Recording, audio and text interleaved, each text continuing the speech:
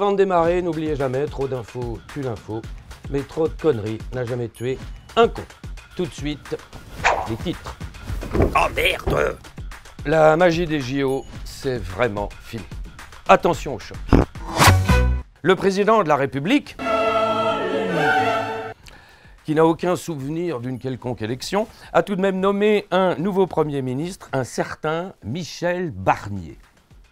Un nouveau gouvernement a cependant été nommé.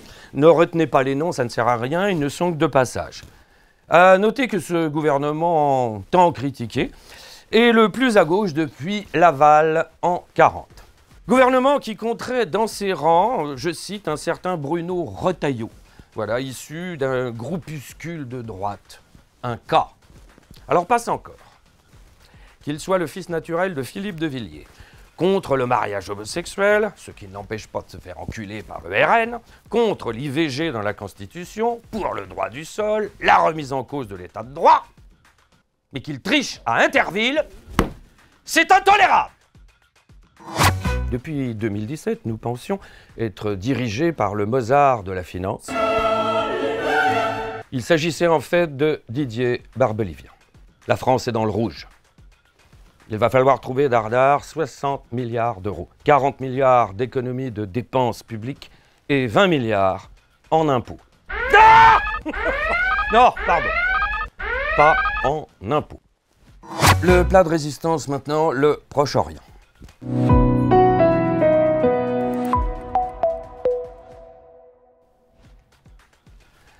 Un an après la date tragique du 7 octobre 2023, où je vous le rappelle, le Hamas a décidé d'ouvrir une boucherie sans prévenir en Israël.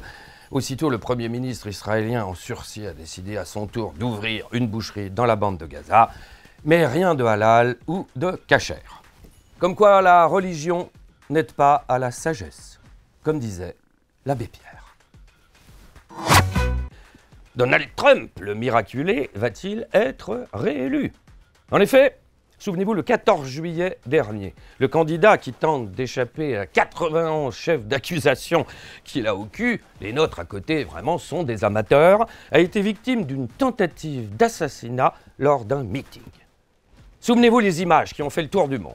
Le tireur, situé à 120 mètres, allongé, tranquille, pas dérangé, bien entraîné, bien armé. Comment peut-on viser aussi mal? Embaucher des pros, le Mossad par exemple, ou un petit jeune à Marseille. L'EPR de Flamanville va démarrer. Bon.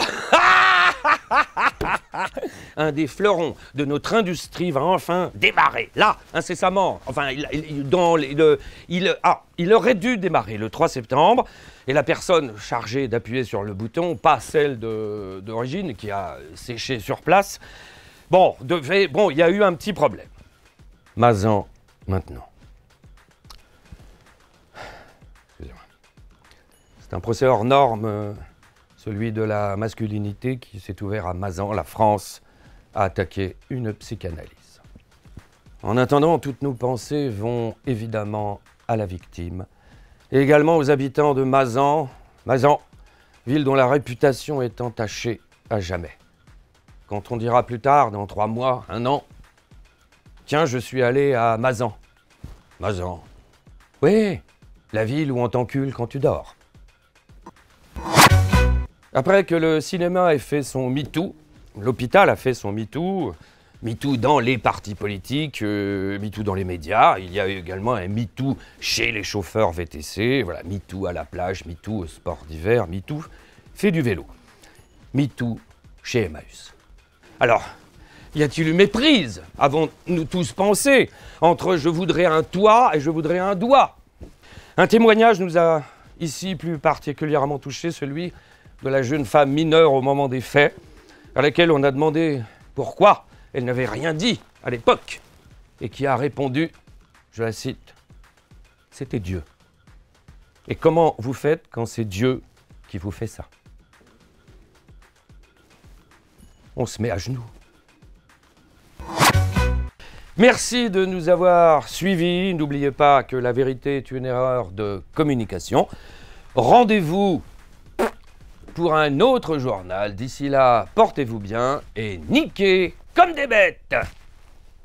Et surtout, nous